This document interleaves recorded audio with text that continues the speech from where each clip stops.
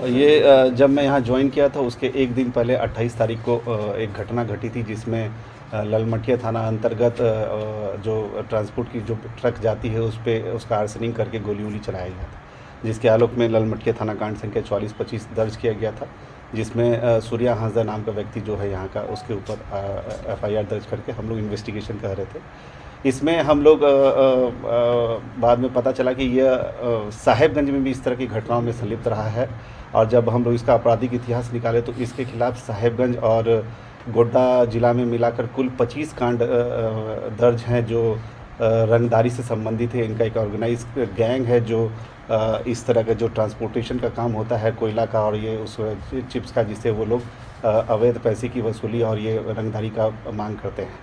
उसी के आलोक में जब ये केस दर्ज हुआ उसके आलोक में एक SIT टीम का गठन किया गया, जिसके द्वारा लगातार पिछले 2-3 महीने से जगह जगह पे छापेमारी की जा रही थी। इसी के आलोक में हम लोग बरहेट में एक हम लोग इंटर डिस्ट्रिक्ट मीटिंग भी किए थे इसी की गिरफ्तारी को लेकर, जिसमें सभी थाना प्रभारी के साथ जो इन्फॉर्मेशन हम लोग को मिलता है, जो इनपुट मिलता है, उसके आधार पर हम लोग लगातार प्रयास कर रहे थे कि इसकी गिरफ्तारी हो जाए। इसी आलोक में हम लोग को कल इसकी सूचना मिली थी कि यह देवघर में कहीं पहुंचा है। उसी के आलोक में एक छोटी टीम के द्वारा उसको वहां से गिरफ्तार करके लाया गया। गिरफ्तारी उपरांत उसको यहाँ पर कन्फेशन पे पता चला कि उसका कुछ हथियार और वो बरामद कर सकता है।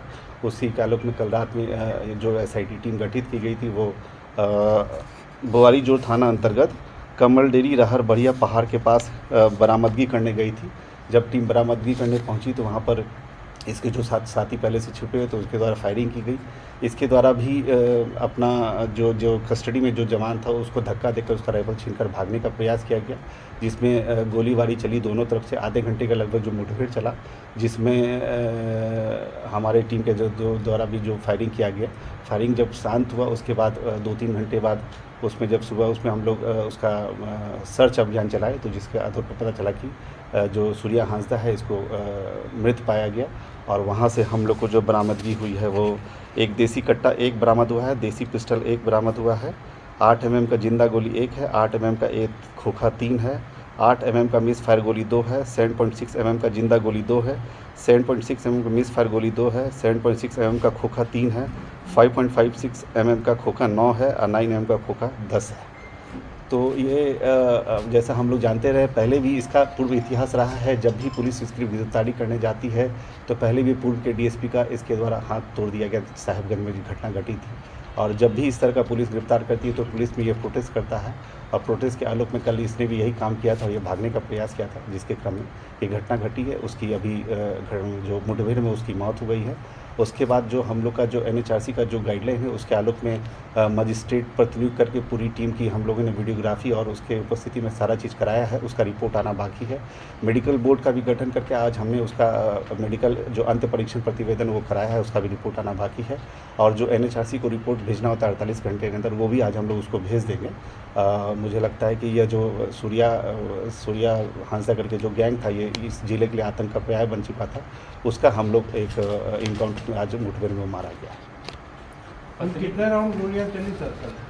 अब ये तो अब इन्वेस्टिगेशन का पार्ट है, वो हम लोग अभी करेंगे। वो स्टेशन डायरी में उसका एंट्री होगा, वो हम लोग उसमें सारा डिटेल लिखा रहता है कि दोनों तरफ से कितनी गोलियां चली, कितना खोखा। मैंने आपको बता दिया अभी कि इतना बरामदगी हुआ है। इसके आधार पर अभी हम लोग प्लान करके उसमें इन्वेस्टिगेशन का पार्ट आएगा, उसमें आएगा। इनके जो साथी थे सर वो पकड़ में नहीं आए? नहीं, वो पकड़ में नहीं आए हैं। 5-6 साथी बचे हुए हैं जिसका हम लोग नाम जानते हैं। पहले से भी वर्कआउट चल रहा है, कुछ अरेस्टिंग हुई भी है। अभी हम लोग लास्ट 2-3 दिन पहले जो साहेबगंज में ऑपरेशन चलाए उसमें साहेबगंज में 2 अरेस्टिंग हुई है। यहाँ हम लोग अभी नहीं हुआ है। 4-5 गैंग बचे हुए हैं, उसको हम लोग जल्दी पकड़ेंगे। तो पुलिस के जवान में कोई घायल नहीं? पुलिस की तरफ से किसी को कोई चोट नहीं लगा है। मतलब पुलिस हमारी मुस्तैद थी, क्योंकि इस तरह का हम लोग का पुलिस को पहले से पता था कि जब भी ये पकड़ाएगा तो इनका ये गोली चला सकता है। तो वो माइंड मेकअप था हमारे जवानों का कि अगर गोली चलती है तो हम लोग पोजीशन लेके आत्मरक्षा अपना बचाव करते हुए फायरिंग करते हैं। तो वो इन्वेस्टिगेशन का पार्ट है, वो अभी इंक्वेस्ट रिपोर्ट में मेरे पास आएगा तो हम बता पाएंगे। वो अब डायरी में लिखा के जाएगा कि उसको गोड्डा SIT द्वारा गिरफ्तारी हुई थी या देवघर पुलिस द्वारा? गोड्डा टीम के द्वारा इसकी गिरफ्तारी की गई थी। सर, इस पर देवघर पुलिस के द्वारा सहयोग किया गया था। सर, इस पर सीसीए लगा हुआ था और कितने केसेस इस पर थे और कौन कौन से पॉलिटिकल पार्टी से इसका रिलेशन था? देखिए सीसीए तो जब लगता है, जब ये जेल में रहता है 3 तरह का सीसीए लगता है। जब ये जेल में रहता है तो हम सीसीए उसको उसमें निरुद्ध करने के लिए सीसीए लगा सकते हैं, जिला बदल करने के लिए सीसीए लगा सकते हैं, या फिर थाना उपस्थिति के लिए सीसीए लगा सकते हैं।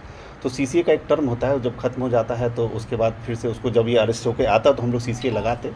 और इसके ऊपर कुल 25 कांड दर्ज है, जो साहेबगंज का मिर्जा चौकी, बोरियो और हमारा ललमटिया, बुआरी जोर और महागामा थाना में कांड दर्ज है।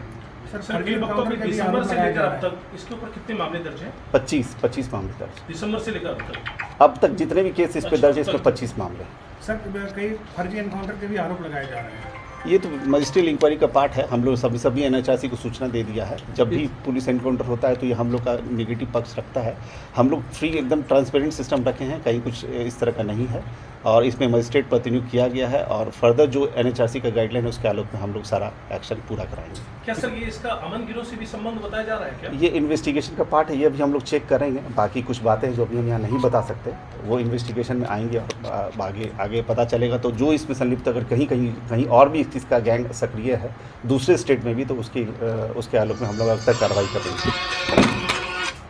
सर, परिजन राजनीतिक पक्ष भी बोल रहे हैं कि इसमें राजनीतिक साजिश। राजनीति का तो ये आप लोग ज़्यादा बेटर बता पाएंगे कि किस पक्ष से जुड़े हैं। हम लोग तो यही जानते हैं कि वो शातिर अपराध कर्मी था और यहाँ का कुख्यात था, और उसका हिस्ट्री रहा है कि वो पहले भी पुलिस पे बहुत बार अटैक कर चुका है, साहेबगंज में भी कर चुका है, और ऐसा घटना हुआ है। सर, जो हथियार बरामद हुआ है क्या उसी का प्रयोग उस में हुआ था सर, उस कांड में? किसका जो हथियार बरामद हुआ है सर, उसी से कांड कारित करता था।